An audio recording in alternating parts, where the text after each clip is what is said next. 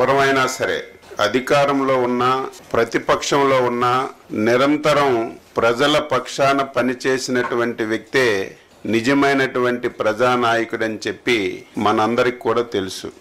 గత 5 సంవత్సరాలు huge mandate వచ్చింది. 151 స్థానాలతో ఒక వ్యక్తి ఈ రాష్ట్రానికి ముఖ్యమంత్రి అయ్యాడు. అధికారం ఉన్నటువంటి 5 సంవత్సరాలు కేవలం ప్యాలెస్కే పరిమితమై ఈ రాష్ట్రంలో ఏమి జరుగుతుంది, ప్రజలు ఏ ఇబ్బందులు పడుతున్నారు, అటు పత్రికలు గాని మీడియా గాని ప్రతిపక్షాలు గాని ఎంత గోచించినా సరే ఒక్క రోజు కూడా వెళ్ళి చూసినటువంటి సందర్భాలు లేనటువంటి నాయకుడు.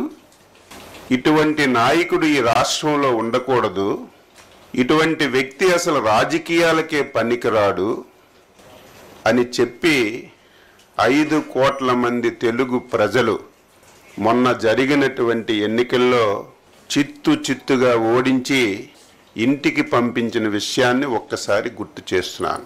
గెలుపు ఓటములు సహజం, ఒక రాజకీయ పార్టీకైనా ఒక వ్యక్తికైనా సహజం. ఎవరమైనా సరే ఓడిపోయేటప్పుడు ఎందుకు ఓడిపోయాం, కారణాలు ఏమిటని అన్వేషించుకొని ముందుకెళ్ళాలి. కానీ ఈరోజు ఆ వ్యక్తి పరిస్థితి చూస్తుంటే, మాటలు వింటుంటే ఆ వ్యక్తి పూర్తిగా మానసిక స్థితి పూర్తిగా లేనటువంటి వ్యక్తిగా మాట్లాడుతున్నాడు. 8 మాసాల్లో చంద్రబాబు నాయుడు గారు వ్యవసాయ శాఖని ఏమీ చెయ్యలేదు, రైతు దీనావస్థలో ఉన్నాడు, పంటలకి గిట్టుబాటు రావడం లేదని చెప్పి ఈరోజు పచ్చి అబద్ధాలు మాట్లాడుతున్నటువంటి వ్యక్తికి నేను ప్రెస్ మీట్ పెట్టి సమాధానం చెప్పలేనటువంటి అవసరం ఉన్నా సరే, ప్రజా జీవితంలో ఉన్నాం కాబట్టి, మనం ప్రజలకి జవాబుదారీ కాబట్టి ఈరోజు రైతులకి ఈ రాష్ట్ర ప్రభుత్వం చేసిన విషయాలని తెలియచేయాలనే ఉద్దేశంతోనే ఈరోజు పత్రికా సమావేశం పెట్టాను. 5 సంవత్సరాలు ఈ రాష్ట్రంలో ప్రధానమైనటువంటి శాఖలు, 70% మంది బతుకుతున్నటువంటి శాఖలు, ఈ రాష్ట్రానికి ఆదాయ మార్గాలను తీసుకొస్తున్నటువంటి శాఖల్ని 5 సంవత్సరాలు తాళమేసి బిగించినటువంటి వ్యక్తి ఈరోజు ఆ శాఖల గురించి మాట్లాడుతున్నాడు. ఈరోజు వ్యవసాయ అనుబంధ శాఖలు, ఈ రాష్ట్రంలో 60-70% మంది వ్యవసాయం అనుబంధ రంగాల మీద ఆధారపడ్డారు. అందులో రాష్ట్రానికి ఎక్కువ ఆదాయ వనరులు వచ్చినటువంటి శాఖ వ్యవసాయ అనుబంధ శాఖలు. 5 సంవత్సరాలు ఒక్కటంటే ఒక్కటి రైతు గురించి నువ్వు చేసి ఇది నేను చేశానని చెప్తే ఎవరమైనా సరే గౌరవిస్తాం. ఒకవేళ ఆయన చేసిన మంచి విషయాలుంటే తీర్చుకొని ఆచరిస్తాం.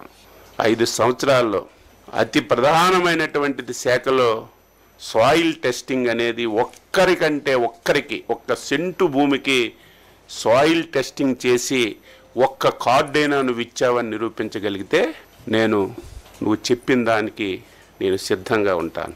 5 సంవత్సరాల్లో మొత్తం వ్యవసాయ శాఖని అట్టగ మీద పెట్టావు.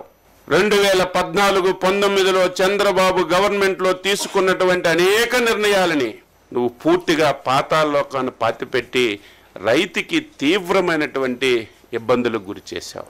5 సంవత్సరాల్లో మెకనైజేషన్ కింద 1 పైసా అంటే 1 పైసా నువ్వు ఖర్చు పెట్టావని లెక్కలు చూపించు. ఈరోజు అత్యంత ప్రాధాన్యమైనటువంటిది డ్రిప్పు, స్ప్రింక్లరు, ఇరిగేషన్ మీద ఆధారపడినటువంటి రైతులు ఉన్నారు. అందులో నువ్వు పుట్టినటువంటి రాయలసీమ జిల్లాలో ఎక్కువ మంది డ్రిప్ మీద, స్ప్రింక్లర్స్ మీద ఆధారపడుతున్నారు. ఒక్కరికైనా నువ్వు డ్రిప్ కానీ స్ప్రింక్లర్లు కానీ ఇచ్చినటువంటి సందర్భాలు ఉన్నాయని చెప్పి నేను అడుగుతున్నాను. మేము వచ్చి 8 మాసాలు అయింది, గిట్టుబాటు ధరలు రావడం లేదని గగ్గోలు పెడుతున్నావు.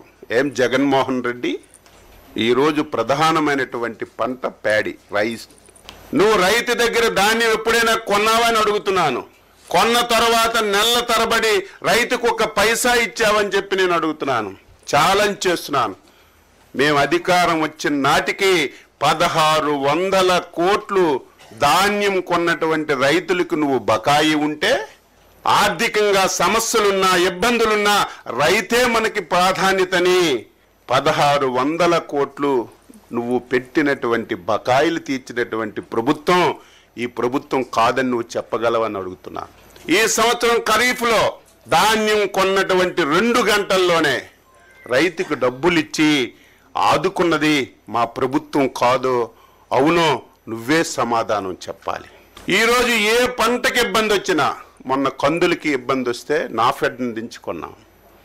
టమాటా ధర తగ్గిపోతే మార్కెట్ కమిటీల ద్వారా ఒక రేట్ ఫిక్సేషన్ చేసి టమాటాలు కొని మార్కెట్ యార్డుల ద్వారా రైతు బజార్ల ద్వారా అమ్మక చేశాం. ఇవన్నీ ఈ 8 మాసాల్లో ఎరువులు ఎక్కడైనా సరే లేవని చెప్పి ఎవరైనా చెప్పారా? బఫర్ స్టాక్స్ పెట్టాం. ప్రకృతి విపత్తులు నువ్వెప్పుడైనా ఇన్సూరెన్స్ కానీ ఇన్పుట్ సబ్సిడీ కానీ ఇచ్చిన దాఖలాలు ఉన్నాయా?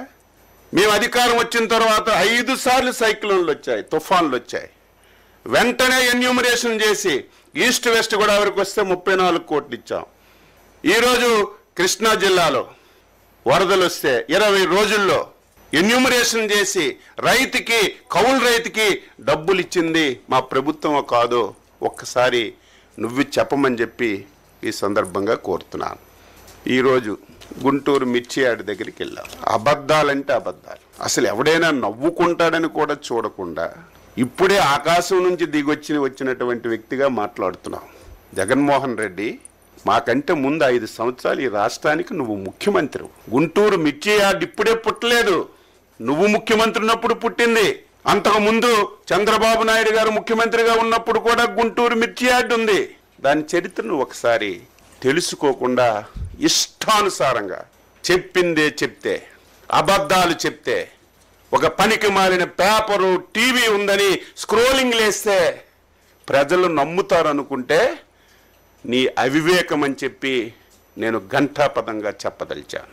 ఈరోజు మిర్చి ఈ దేశంలో తెలంగాణలో పండుతుంది, మధ్యప్రదేశ్లో పండుతుంది, కర్ణాటకలో పండుతుంది, వెస్ట్ బెంగాల్లో పండుతుంది. అదే మన రాష్ట్రానికి వస్తే ఒక 11 జిల్లాల్లో మిర్చి పండుతున్న విషయం నాకు, మీకు, ఈ రాష్ట్ర ప్రజలందరికీ కూడా తెలుసు. మిర్చి మాట్లాడితే ఒక విషయం చెప్తాడు. మేము ఉండేటప్పుడు 20,000 రూపాయలు ఉండేది, చంద్రబాబు నాయుడు వచ్చాక 13,000కి తగ్గిపోయిందని చెప్పి మాట్లాడుతున్నాడు. ఇది నేను సొంత కవిత్వం కాదు, ఇది ఆన్ రికార్డ్. ఏ డిపార్ట్మెంట్ దైనా సరే రికార్డు ఉంది. గత 10 సంవత్సరాలు మిర్చి ధరలను తీసుకున్నాను. 2015-16 నుంచి 2024-25 వరకు ఏ సంవత్సరం ఎంత ధర మిర్చికి ఉందని అన్ని సంవత్సరాలు చూస్తే మ్యాక్సిమం 11,000 నుంచి 13,600 వరకు ఉంది. 2 సంవత్సరాలు 2022, 23, 24 ఒక సంవత్సరం 20,500, ఒక సంవత్సరం 20,000 ఉంది. ఇది నేను ఏదో 13,000 ఉంది, 14,000 ఉంది, రైతుకి ఇప్పుడు ఇచ్చేస్తున్నామని చెప్పి నేను ప్రభుత్వం తరపున చెప్పడానికి సిద్ధంగా లేను. ఈరోజు మిర్చి రైతు ఇబ్బందుల్లో ఉన్నాడు. ఎందుకంటే ఆ రోజుకి ఈ రోజుకి పెట్టుబడులు పెరిగాయి, పెస్టిసైడ్స్ రేట్స్ అన్నీ పెరిగాయి, కూలీల రేట్లు పెరిగాయి. ఇబ్బందులు ఉన్నటువంటి విషయం కూడా ఈరోజు మేము గ్రహించాం. నీలాగా చేతులు కొట్టుకొని ముడుచుకొనో, నీలాగా ఎవరో పేపర్ మీద రాస్తే చదవడమో ఈ ప్రభుత్వానికి, ఈ ప్రభుత్వంలో ఉన్నటువంటి మాకు అవసరం లేదని చెప్పి తెలియజేస్తున్నాను.